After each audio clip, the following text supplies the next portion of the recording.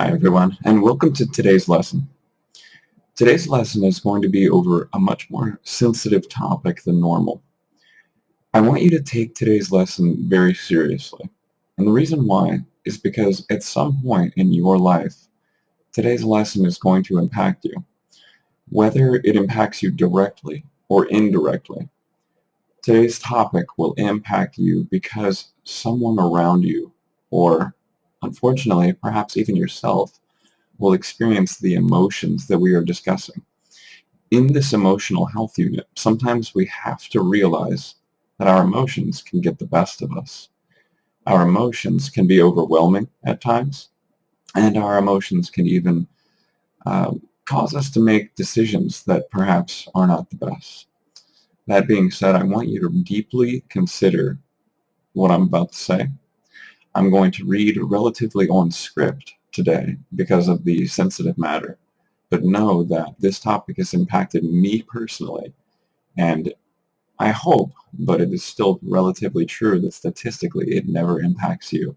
But in case it does, use this information to save both yourself and your hearers. Let's begin. Today's topic is going to be on suicide. Now, there are lots of different subjects that I will discuss within this. Please follow along in the worksheet and use the things I'm saying to fill in the blanks and answer the questions as we go along. This will help you to connect to the material and hopefully retain it in order to get the most out of it. The first thing that I want to discuss is simply the facts on suicide. Now, teenage suicide is preventable. When a person is depressed, they're not thinking, feeling, or acting in a way that they normally do. We must get them help. We have to help them get back on track. We must learn what the warning signs are and who is at higher risk.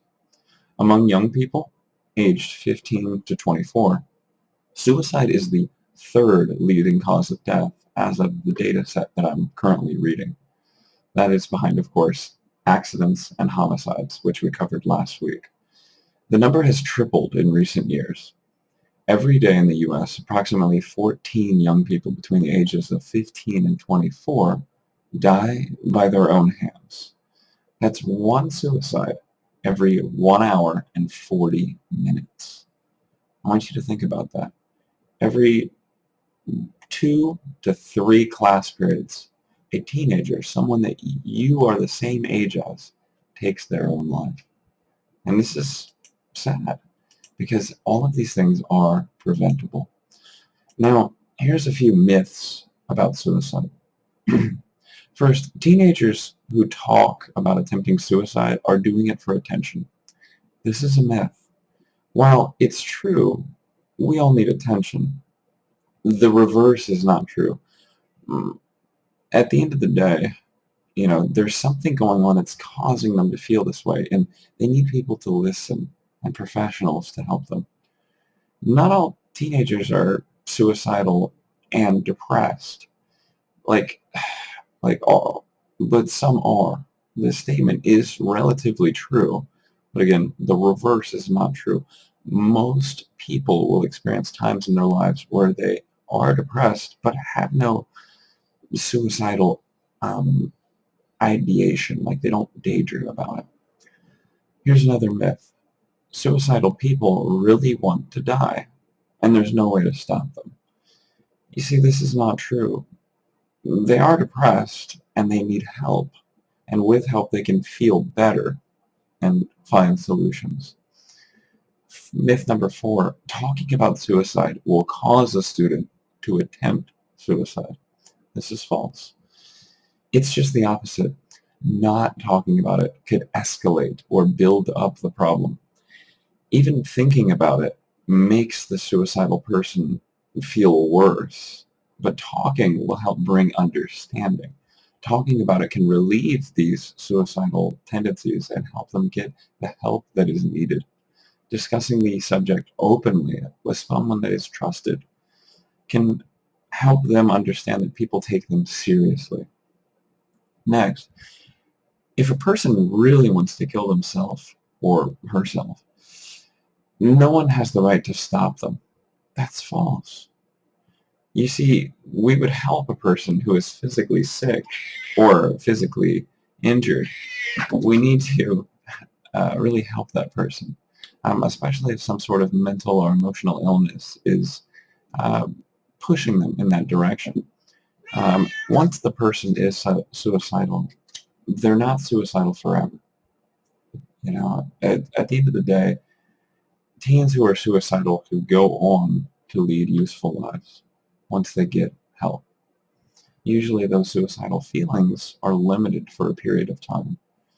And lastly, myth number 7, improvement following suicide crisis means the suicide risk is over. That's just false. Most suicides occur within 3 months following the beginning of improvement. When a student has the energy to put their morbid thoughts and feelings into effect. So relatives and physicians should be especially vigilant during this time period. And I will link the resources as I read along to this as well. Next, let's discuss the students that are at higher risk. So here's a few.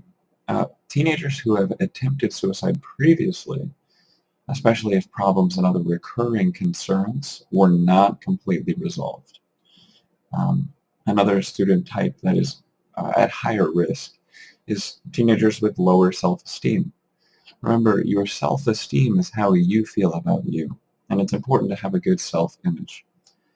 Teenagers in trouble with the law, teenagers suffering from depression, teenagers who have been abused, molested, or neglected, teenagers who abuse drugs or alcohol, teenagers who are perfectionists, teenagers who are struggling with sexual orientation, such as gays, lesbians, anyone on the LGBTQ plus spectrum, teenagers who are dysfunctional in their families or have just a dysfunctional family situation, and teenagers who fail school or potential dropouts. Everyone I listed are people that are at higher risk to have these types of thoughts. Now, here's a few warning signs of suicide.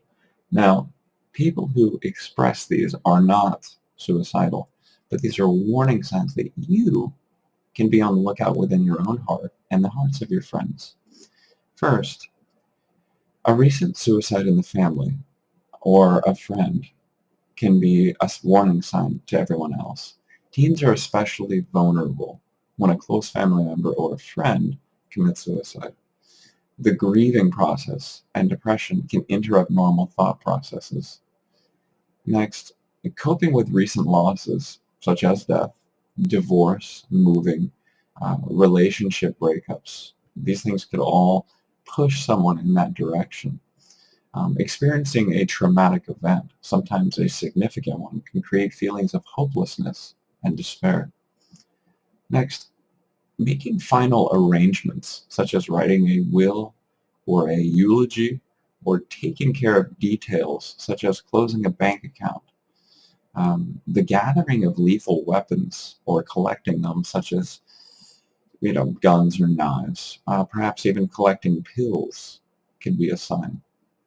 Next, giving away their prized possessions, such as clothing, CDs, music, sports equipment, jewelry, gaming devices, computers, phones. These could all be a warning sign that someone's looking to make a significant bad decision in their lives. Next, the preoccupation or obsession with death and dark themes in writing, in art, music lyrics.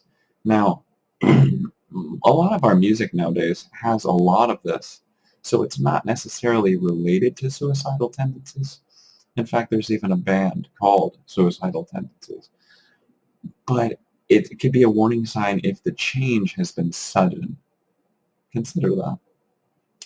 Lastly, a warning sign of suicide is just sudden changes in the personality, attitude, appearance, chemical usage such as drugs or alcohol, or just general behaviors in school. These things can all point in the direction of a misfocus in life that could lead to something darker. Now, here's a few verbal signs, things that people say that could suggest they might need help from a professional within the school or a trusted adult especially. Saying things like, I can't go on anymore. I wish I was never born. I wish I were dead. I don't need this anymore. My parents don't have to worry about me soon. Everyone would be better if I was dead. Or, life sucks. Nobody cares if I live or die. Again, these warning signs are overflows of the heart.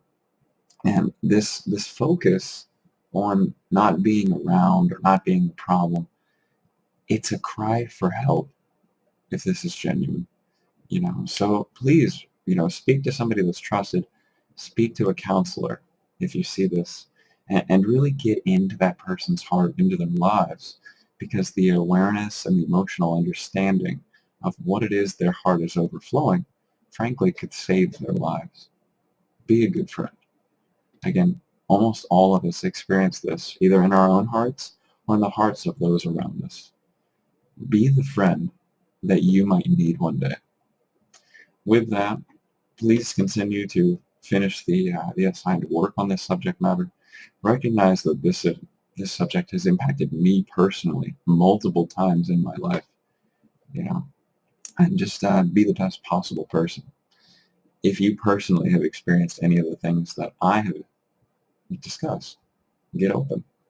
Talk to somebody that you think cares for you. If you don't think anybody cares for you, talk to me. Talk to your counselor. Talk to anyone. But get open. Be real. With that, please consider these topics. Take them serious. And seek the help that you need if this is you. Take care.